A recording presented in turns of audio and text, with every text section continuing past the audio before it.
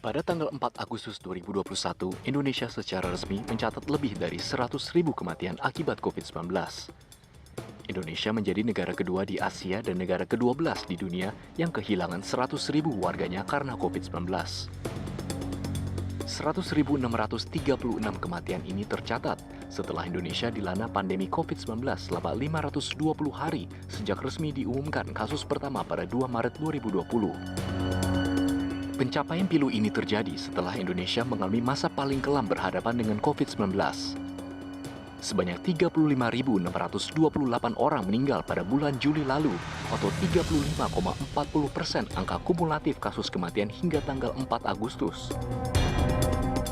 Ketua Bidang Data dan Teknologi Informasi Satgas COVID-19 Dewi Nur Aisyah pada Rabu sore menyampaikan 87% kasus kematian pada bulan Juli berasal dari 10 provinsi.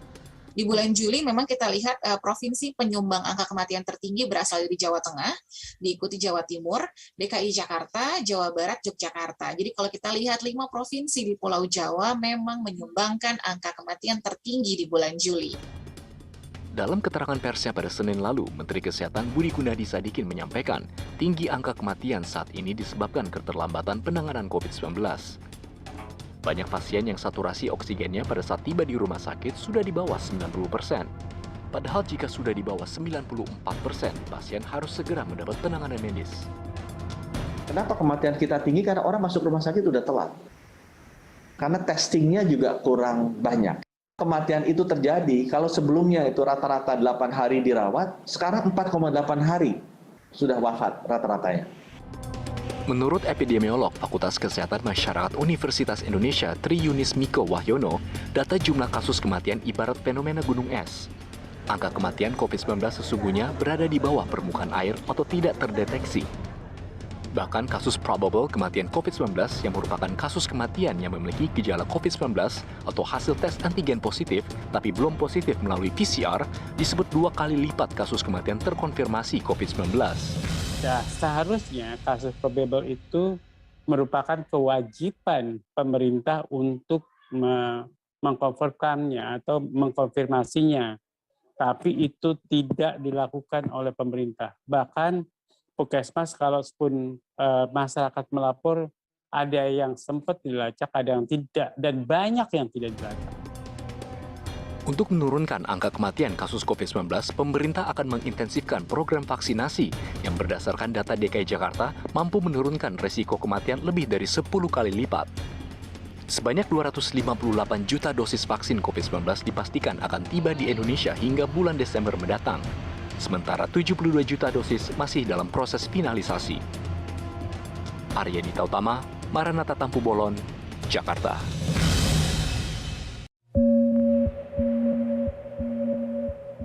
Bagaimana virus corona menyerang tubuh kita?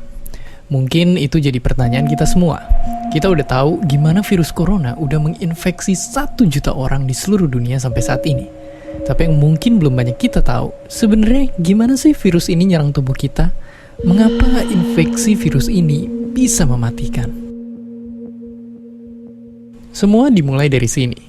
Ketika virus corona masuk ke tubuh kita lewat percikan batuk atau bersin orang yang positif, baik secara langsung atau waktu kita nyentuh benda yang udah terkena percikannya dan gak cuci tangan setelahnya. Kalau udah gitu, si virus masuk lewat saluran pernapasan dan bergerak terus menuju sasaran utamanya, paru-paru. Disinilah virus yang punya 3 bagian utama ini mulai bekerja.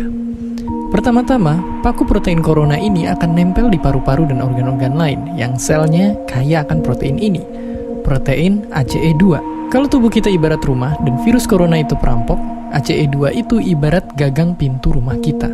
Begitu udah nempel, perlahan tapi pasti virus ini akan ngedorong masuk ke dalam sel kita.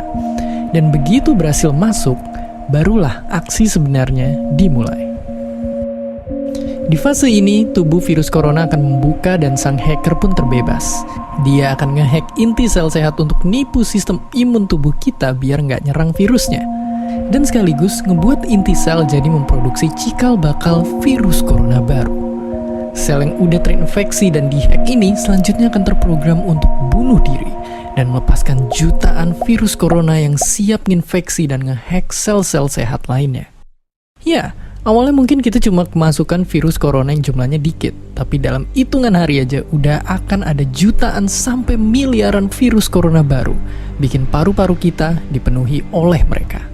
Tapi ternyata, mimpi buruknya ada setelah ini. Ya, ketika virusnya udah menuhin paru-paru kita, sistem imun kita bakalan ngerespon ibarat polisi dan tentara yang meluncur ke tempat kejadian perkara. Tapi inilah yang bikin ngeri. Di sini, virus corona jadi penipu ulung yang bisa ngakalin sistem imun kita. Mereka bikin sistem imun nyerang membabi buta, termasuk nyerang sel-sel sehat kita. Mereka jadi nggak tahu mana kawan, mana lawan, dan perlahan-lahan jadi senjata makan tuan. Buat sebagian besar kasus, kejadian ini emang gak berlangsung lama. Karena kalau sistem imun kita kuat, mereka pun akan bisa menang dari segala taktik virus corona. Tapi terkadang tubuh kita sedang lemah, dan kalau udah gitu efeknya bisa parah. Kita bisa kena radang paru-paru akibat sel sehat di sini yang udah gak bisa nahan bakteri pneumonia. Malahan buat kasus yang kritis, bakteri ini gak berhenti di sana. Mereka bisa masuk ke aliran darah dan akhirnya nyerang seluruh tubuh.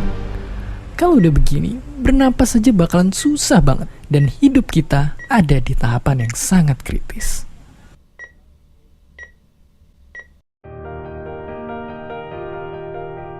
Ya, mungkin dengan fakta-fakta barusan bikin kita takut dan khawatir. Tapi ingat, kita pun punya cara buat memperkuat daya tahan tubuh kita. Makan makanan bergizi.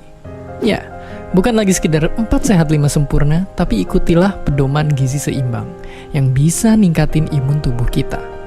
Virus corona bisa parah kalau kita emang sakit, tapi kalau tubuh kita sehat, kita punya harapan untuk bertahan.